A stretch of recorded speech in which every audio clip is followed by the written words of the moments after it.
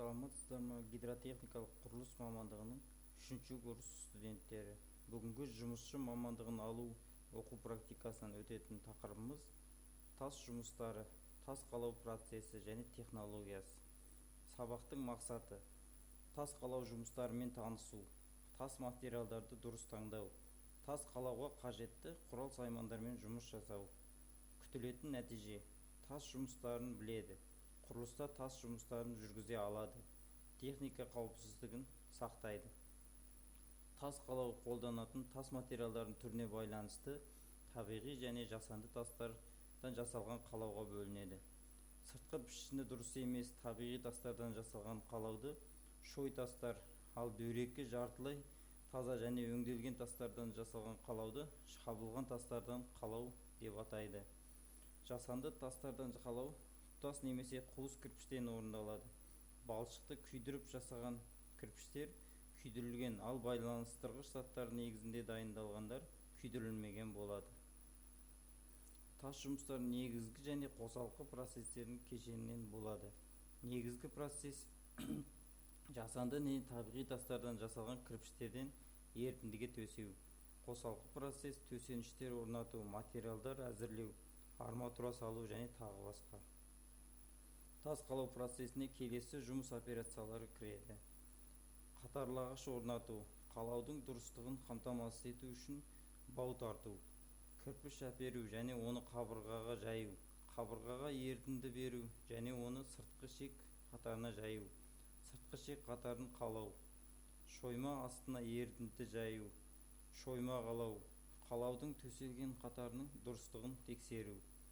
Табиғи тас материалдары ретінде мыналар қолданылады: төсемді және жырымдалған шой тас, әктас, доломит, құмдақ және басқа жыныстардан. Қаптау және сәндік қалау үшін шабылған тастар әктас, туфтан, улутастан, басқа жеңіл тау тастарын арналған уақ тастар. Жасанды тастар ішінде кең тарап алғандары кәдімгі балшық, кеуекті қуыс және кеуекті қуыс кірпіш, өң балшық және силикат кірпіш, қуыс керамика тастар, тесіктері және тесік өткен үшін қуыс бар жеңіл бетон жасалған әк тастар. Кәдімгі қызыл кірпіштер. Размерлері бәрі көрсетілген. Ізбес ерітінділерінің аз күш түсетін және құрғақ жағдайларда пайдаланылады.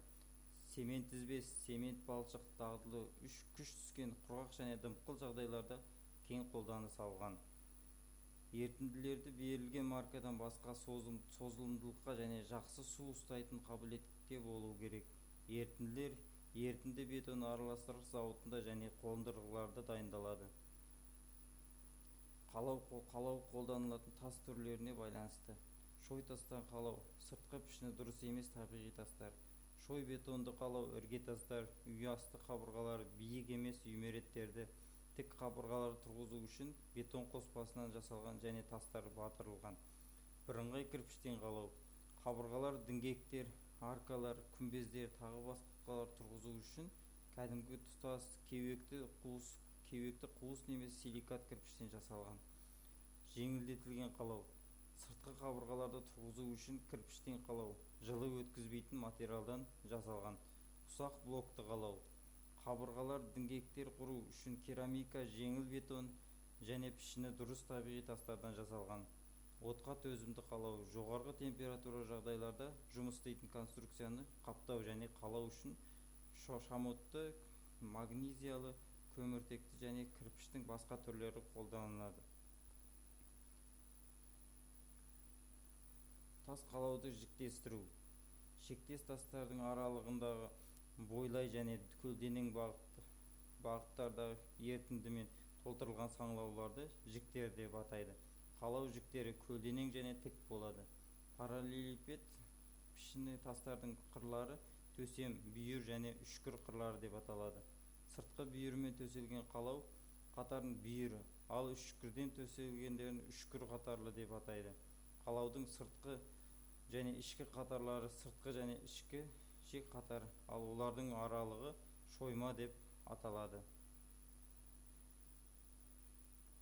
Жіктерді байлау жүйелері. Жіктерді байлау бір қатарлы және көп қатарлы жүйелерге бөлінеді. бір қатарлы жүйемен байлау дәстүрлі болып саналады. Оның мәні бір қатардың барлық жіктерін бойлай тік жіктерге келесі қатардың кірпішінің 2/1 кірпішке жылжыту арқылы, ал көлденең 4/1 кірпішке асыра басып жабылады. Тізбекті қалаудың 3 қатарлының бүйір қатарымен алмасып отырады. Көп қатарлы жүйемен жіктер байлау кірпіш және тастың өлшеміне сәйкес орнатылады. Жалаң қабатты кірпіштер қалағанда бойлай тік жіктер әр 5 бүйір қатардан кейін үшкір қатармен асыра жабылып отырылады. Мұндай қалау 5 қатарлы деп аталады. Көп қатарлы жүйенің кемшілігі қалаудың 5 қатарына дейінгі биіктікке бойлай жіктер байлауды болмайтындығы. Бірақ бұл оның беріктігі мен тұрақтылығын төмендетпейді. Кірпіш қалаудың барлық жіктерін ерітіндімен толтыру керек. Бұл конструкцияның беріктігін және жылылығын сақтау қасиеттерін көтереді. Қалауға арналған құрал-саймандар, төсеніштер мен саты ағаштар. Тасшылар бригадасы пайдаланатын құрал-саймандар жинағы.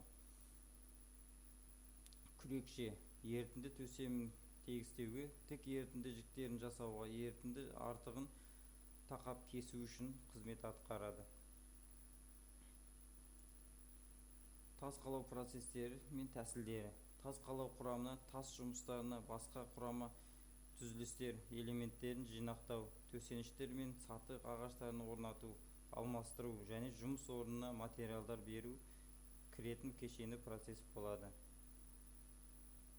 Тасшылардың жұмыс орнын және еңбегін ұйымдастыру, жұмыс орнын, жұмыс алаңы материалдарын орналастыру және бос алаңдар кіреді. Үйге тапсырма. Барлық тапсырмаларды орындап, Платонс платформасына жіберіңіздер. Екінші тапсырма: суреттегі сандарға сәйкес атауларын жазыңыздар.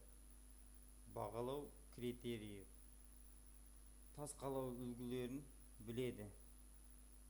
Тас материалдарының түрлерін таңдай алады. Тас қалау процестері мен тәсілдерін біледі. Тас қалауға қажетті құралдарын таңдай алады. Тас қалау жіктерін біледі. Тас қалау жұмыстарын өндірісте немесе тұрмыста қолдана алады. Тапсырманы уақытында орындайды. Бұл 5 алу үшін орындалу керек. Сол секілді 4-ке, 3-ке сондай тапсырмаларды орындау керек. Назарларыңызға рахмет.